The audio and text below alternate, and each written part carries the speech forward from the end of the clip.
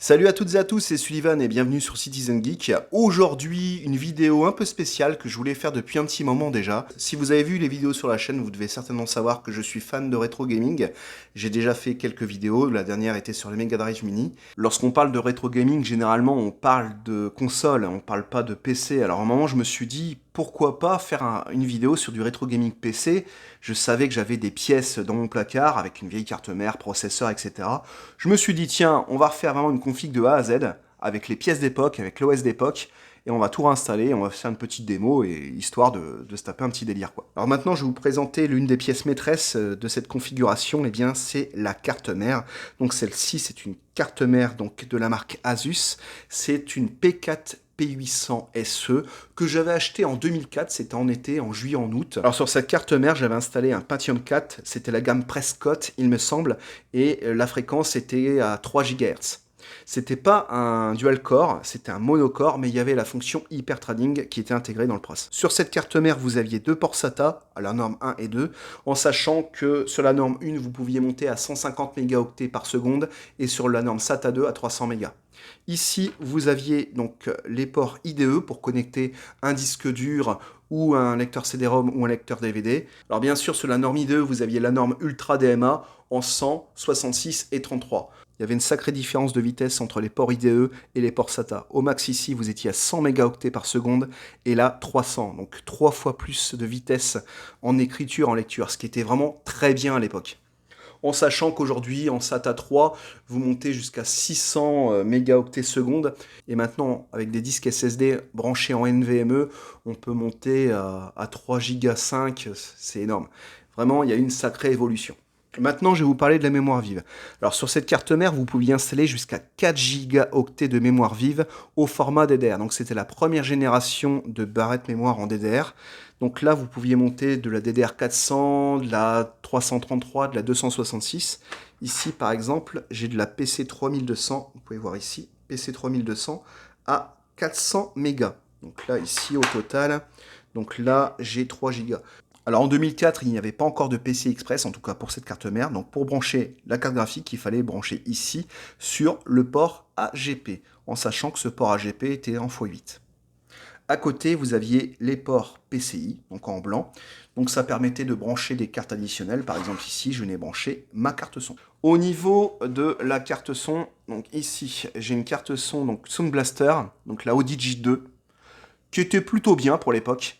Alors avant la Audi 2, j'avais une carte son externe, c'était la Sound Blaster XTG 2, que j'ai revendue à mon meilleur ami, qui la possède toujours, hein, il l'a dans son stock, et ça me fait plaisir quand je vais chez lui, parfois il me montre cette carte son externe, qui coûtait à peu près entre 100 et 150 euros à l'époque, et c'était vraiment de la bonne qualité. Bon, aujourd'hui, elle est un peu obsolète, mais pour l'époque, c'était plutôt bien. Concernant la carte graphique, à l'époque, en 2004, j'utilisais une Nvidia GeForce 6600 GT avec 128 mégaoctets de mémoire vive. Alors c'est vrai que ça paraît très peu aujourd'hui, en sachant qu'en moyenne, on tourne à peu près à 8 gigaoctets de mémoire vive dans les cartes graphiques, mais à l'époque, ça fonctionnait plutôt bien. Mais malheureusement, cette carte graphique est HS, parce que avant de faire cette vidéo, j'ai testé un par un les composants, et malheureusement, celle-ci ne fonctionne plus, mais je la garde en souvenir, parce que j'ai beaucoup aimé cette petite carte.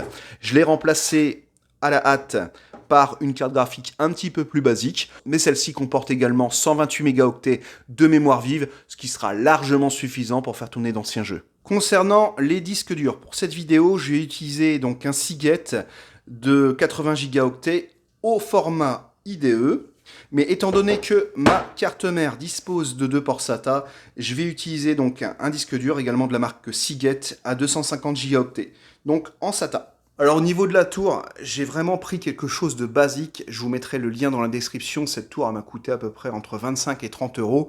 Alors à la base, je voulais vraiment mettre cette config dans une tour classique, dans une mini-tour vraiment rétro d'époque. J'en ai trouvé, mais elles n'étaient pas terribles, elles n'étaient pas forcément en bon état. Donc j'aurais perdu du temps à tout repeindre, à vraiment faire quelque chose de joli. Donc je me suis dit, bon, allez, on va rester dans le classique, on va mettre ça dans une tour vraiment bas de gamme, et on verra ce que ça donne. Alors au niveau de l'alimentation, je ne suis pas parti sur quelque chose de rétro. Pourquoi? Je voulais vraiment avoir une alimentation fiable, donc j'ai pris une alimentation de 550 watts. C'est vrai que c'est un petit peu overkill, limite une 250 watts aurait largement suffi, mais je me suis dit, bon, allez, autant partir sur quelque chose de neuf et pas être ennuyé. Allez, c'est parti pour le montage de ce PC Rétro Gaming.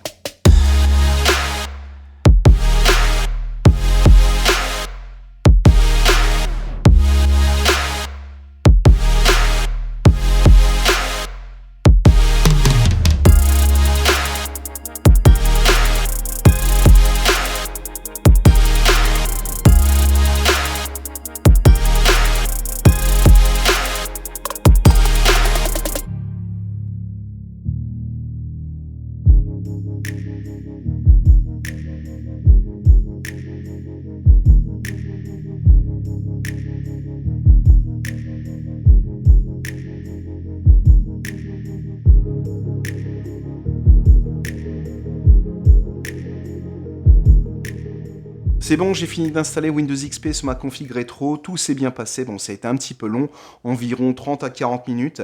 C'est vrai que par rapport à aujourd'hui, l'installation de Windows 10 sur un disque SSD c'est super rapide, mais bon là c'est sur de vieux disques durs, donc il faut être un petit peu indulgent on va dire. J'ai réinstallé également les drivers pour la carte graphique, pour la carte son, j'ai même installé un antivirus, mais bon pour le moment cette config ne sera pas connectée sur internet. Comme au bon vieux temps, j'ai réinstallé Winamp, ce bon vieux logiciel qui nous permettait à l'époque, au début des années 2000, d'écouter des MP3. Alors d'ailleurs, j'ai trouvé un site internet que vous devez certainement connaître pour récupérer d'anciens logiciels qui fonctionnaient sur de vieux systèmes d'exploitation. Vous pouvez même retrouver des logiciels qui ont à peu près 10 ou 15 ans. Je vous mettrai le lien dans la description de la vidéo. Maintenant, je vais m'amuser à installer d'anciens jeux vidéo comme Max Payne qui était sorti en 2001, sa suite Max Payne 2 que j'avais eu en 2003-2004. À l'époque de cette config, Diablo 2, j'ai passé des heures sur ce jeu. Half-Life également avec Counter-Strike.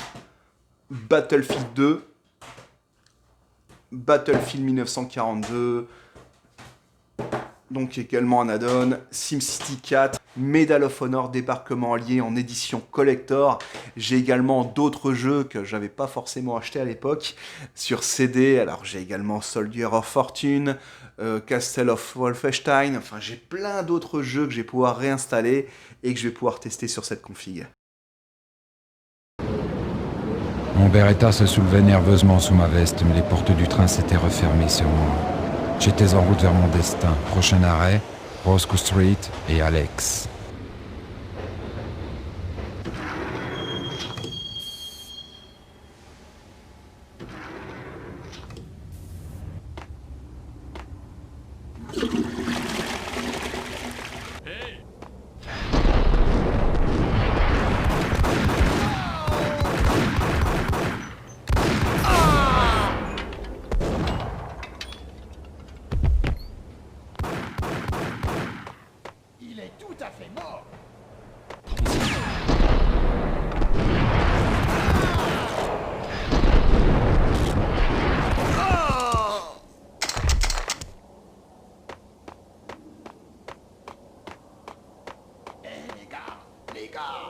Bouge pas!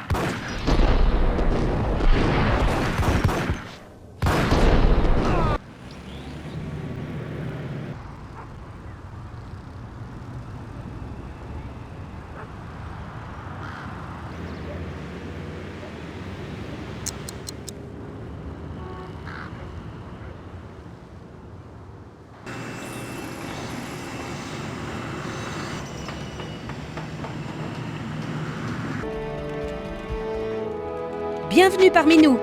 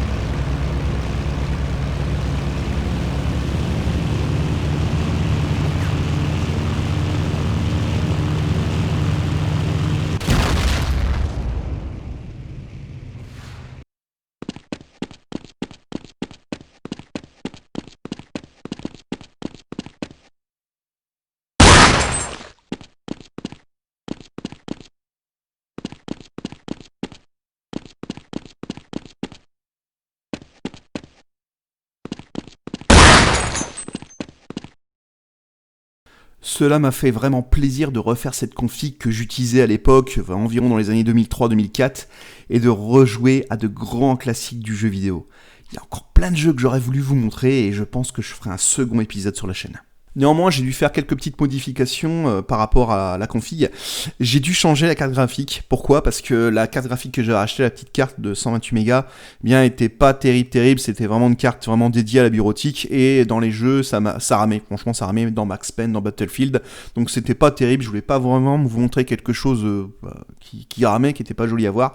Donc j'ai dû racheter une carte graphique, donc la même que j'avais à l'époque, la GeForce 6, donc la 6600 GT avec 128 mégaoctets de mémoire vive, ça fait drôle de dire ça, donc c'était pratiquement la même carte, il y a simplement que le dessin sur le ventirad qui a changé, sinon c'était exactement la même. Avec la GeForce 6, la qualité était vraiment au rendez-vous, cependant avec la petite carte qui était dédiée à la bureautique, eh bien ce n'était pas terrible. Refaire une telle config montre qu'il y a eu une sacrée évolution au niveau de l'informatique, fort heureusement, aussi bien dans la capacité des disques durs, barres de mémoire, l'évolution des processeurs également, mais aussi au niveau de la connectique. Aujourd'hui, brancher un disque dur en SATA ou brancher un SSD en NVMe est relativement simple, alors qu'il y a 15 ans, les disques durs en IDE et leur map, c'était une vraie galère à installer. Et le pire, lorsqu'il fallait mettre un disque dur en maître et l'autre en esclave, il fallait utiliser des jumpers, c'était une véritable galère, alors qu'aujourd'hui, vous branchez, vous configurez dans le BIOS et c'est super simple. Une autre chose qui ne m'a pas manqué, c'est le bruit de la ventilation des disques durs. C'était de la folie. Comparé à des PC d'aujourd'hui qui sont relativement silencieux, surtout avec du water cooling. Il y a d'ailleurs une belle vidéo qui s'appelle Le bruit de l'an 2000, le PC gamer qui décolle, sur la chaîne Electronic Arts, que je vous invite franchement à regarder, ça va vous rappeler de très bons souvenirs. En tout cas, j'espère que cette vidéo vous a fait plaisir, qu'elle vous a donné l'envie de vous refaire une config vintage, de découvrir ou redécouvrir les grands classiques du jeu vidéo sur PC. En commentaire, parlez-moi de vos anciennes configs, également savoir si vous les utilisez encore aujourd'hui et quels étaient vos jeux préférés à l'époque. N'hésitez pas à vous abonner à Citizen Geek et liker cette vidéo, ça fait toujours plaisir. Retrouvez Citizen Geek sur Facebook, Twitter, Instagram. Je vous dis à très bientôt pour une prochaine vidéo. Prenez soin de vous, à très bientôt. Ciao.